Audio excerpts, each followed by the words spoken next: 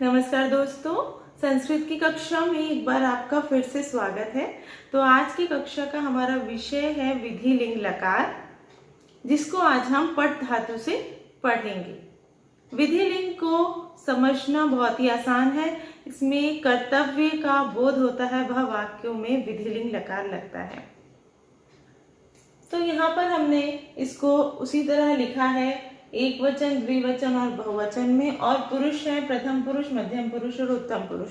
तो चलिए एक बार इनको पढ़ते हैं। पठेत, पठेताम, पठेयुः।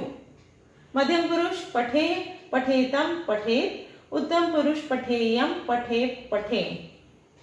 एक बार फिर से, पठेत, पठेताम, पठेयुः, पठेः, पठेतम, पठेत, पठेयम, पठेत, पठेम। इसके कुछ उदाहरण हमने लिखे हैं, जो कि है प्रथम पुरुष में। पहले उदाहरण देखते हैं, जैसे है उसे पढ़ना चाहिए। यहाँ पर चाहिए लिखा है, यानी कर्तव्य का बोध है कि उसे यह कार्य करना है, उसे पढ़ना चाहिए। तो यहाँ पर उसे थर्ड पर्सन है, तो हम लगा देंगे सह। और पढ़ना चाहिए, तो हमने यहाँ पट धातु ली है, तो सह के साथ प्रथम पुरुष एक वचन में हमने लिखा है पठेत, तो यहाँ पे हम लिख देंगे सह पठेत। इसका अर्थ हो जाएगा उसे पढ़ना चाहिए। इतने छोटे से वाक्य में ही पूरा पठेत का मतलब भी समझिए। पठेत ही लिखा हो तो भी समझना चाहिए कि उसे पढ़ना चाहिए। संस्कृत की यही एक खूबी है कि इतने छोटे शब्दों में भी पठेत लिखा है तो वहां पे समझना है कि उसे पढ़ना चाहिए। हिंदी में बोलने के लिए इतना बड़ा सेंटेंस जिसमें यूज होता है, संस्कृत में इतने छोटे शब्द में ही पूरा वाक्य समाया हुआ है। दूसरा सेंटेंस है उन दोनों को पढ़ना चाहिए। उन दोनों के लिए लगेगा ताओ। ताओ प्रथम पुरुष द्विवचन पठेताम, ताओ पठेताम, जिसका अर्थ है उन दोनों को पढ़ना चाहिए। फिर है उन सबको पढ़ना चाहिए, जिसमें लगेगा उन सबको लिए लगेगा, जो बहुवचन है बहुवचन के लिए लगता है ते। ते पढ़ना चाहिए में लगेगा पठेयुः, पठेयुः। प्रथम पुरुष बहुवचन, सह पठेत उसे पढ़ना चाहिए, तौ पठेताम उन दोनों को पढ़ना चाहिए, ते पठेयुः उन सबको पढ़ना चाहिए। इन सर्वनाम को हम आपको पिछली कक्षाओं में पढ़ा भी चुके हैं, और अगर आपको इसको दोबारा से पढ़ना है तो डिस्क्रिप्शन बॉक्स में लिंक दी रखी है, आप उसे वहां से पढ़ सकते हैं। और उनको अगर आप उसी प्रकार कंठस्थ करेंगे तो यह अनुवाद करने में आपको बहुत ही सरलता होगी। तो हम अपना दूसरा मध्यम पुरुष के कुछ उदाहरण देखते हैं, वो भी विधि लिंग में।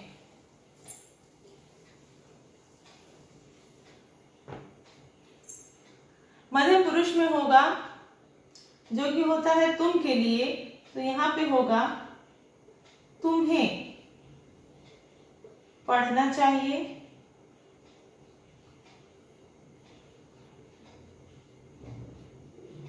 तुम्हें पढ़ना चाहिए, तुम दोनों को पढ़ना चाहिए।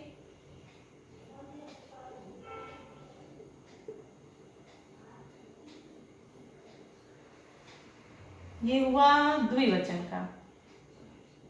और बहुवचन का वाक्य बनेगा हिंदी में तुम सबको पढ़ना चाहिए।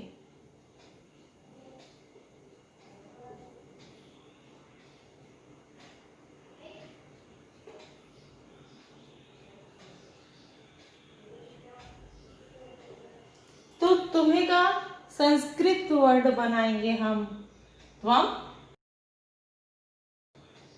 पढ़ना चाहिए, जो कि है मध्यम पुरुष एक वचन त्वम, तो हम मध्यम पुरुष एक वचन का ही विधिलिंग लकार का लगाएंगे पठेः, त्वं पठेः। नेक्स्ट है हमारा तुम दोनों को पढ़ना चाहिए, तो ये हुआ द्विवचन। द्विवचन के लिए लगाते हैं युवाम। युवाम मध्यम पुरुष द्विवचन का है, तो मध्यम पुरुष द्विवचन का ही हम विधिलिंग लकार लगाएंगे पठेतम। युवाम पठेतम।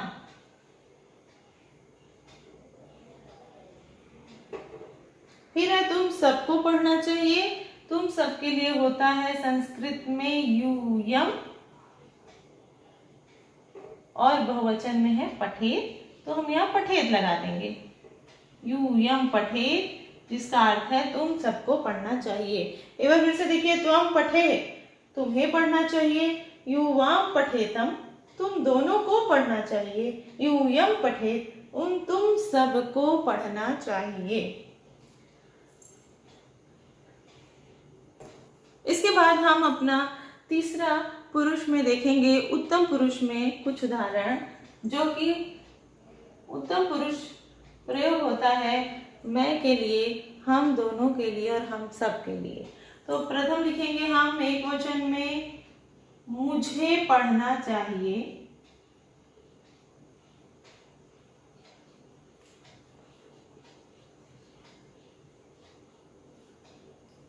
हम दोनों को पढ़ना चाहिए।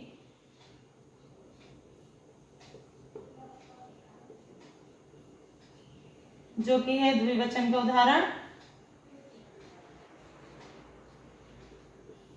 तीसरा लिखेंगे हम सबको पढ़ना चाहिए, जो कि है बहुवचन का उदाहरण।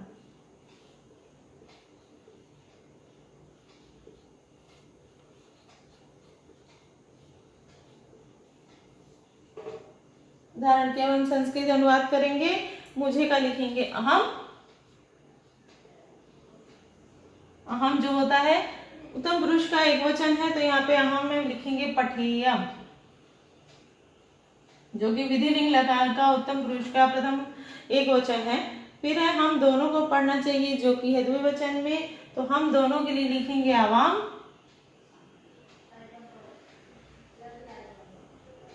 और आवाम में आएगा उत्तम पुरुष द्विवचन में पठेव। आवाम पठेव। तीसरा है हम सबको पढ़ना चाहिए, तो हम सब के लिए आएगा वयम पठेम।